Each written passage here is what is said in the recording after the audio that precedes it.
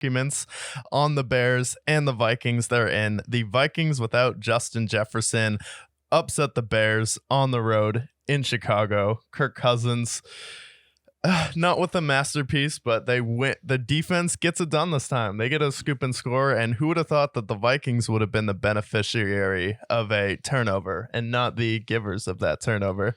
Yeah, I guess they're really trying to, change the narrative with their turnovers, because they had the most turnovers through the first 5 weeks of the season. And maybe they can start finally playing some clean football, because this is a team that if they can play clean football, they can win a couple games, be a fringe wild card kind of team. I don't think they're as good as they were last year by any means, especially with the loss of Justin Jefferson. But we saw Jordan Addison step up in this game. He looks like he's going to be a fine receiver. KJ Osborne.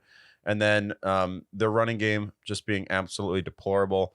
But the Bears, because everyone was super high on the Bears after their Thursday night win against the lowly Commanders. And Justin Fields went down in this game. He has a thumb injury. I think he has a thumb contusion. And then stepped in was their backup quarterback, Trent Badgett. We saw a Trent Badgett sighting. And if you're like most people, nobody knows who the hell this guy is. Let me inform you. We have some sources and some information to share. Coming from Shepherd University, where all the great quarterbacks come from. Was he herding sheep or what? Shepherd University, the Shepherd Bobcats, Division II college, and NCAA. And I just my thing is I'm not going to here to rip on Trent Badgett himself, because good for him for making the NFL and starting an NFL game, or at least stepping in. But where the hell do they find these guys?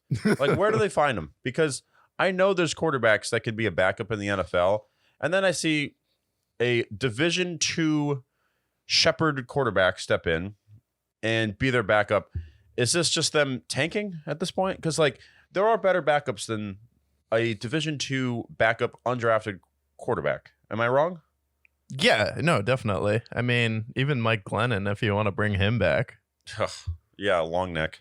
Yeah, there's definitely better backup quarterbacks than guys who played in Division II. I think Josh Allen and Carson Wentz potentially played in Division II, but those guys are freak talents, at least when it comes to arm strength. But you mentioned Carson Wentz. Even he could be a better backup for this team. He'd probably be a better fit on this team than Justin Fields. But yeah, this guy's dad is, I think they said he was the arm wrestling world champion. So maybe that was a thing, he's got championship DNA in him. So I don't know, but it was another disaster from the Bears. And then we have our top 5 worst teams. I don't know if the Vikings maybe take a step back and the Bears take a step forward. We'll see later. But yeah, this was an ugly win for the Vikings off of a scoop and score. We have the one and only Trent Badgett. Yeah. Badgett coming in this game for the Chicago Bears. But yeah, I don't know where they find these backup quarterbacks. I don't know how the Bears are literally inept. They've never been able to find a franchise quarterback ever. And maybe that changes in this draft, but I think they're going to be the team that is oh, well, we have the number 1 pick, but we think this guy's the guy over Caleb Williams.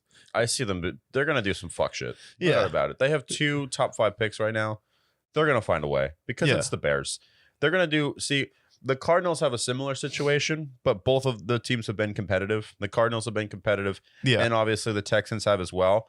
So those are the guys that they touted to have the number 1 and number 2 pick, but it's going to be the Bears, and they're going to draft I don't know, Bo Nix instead of Caleb Williams.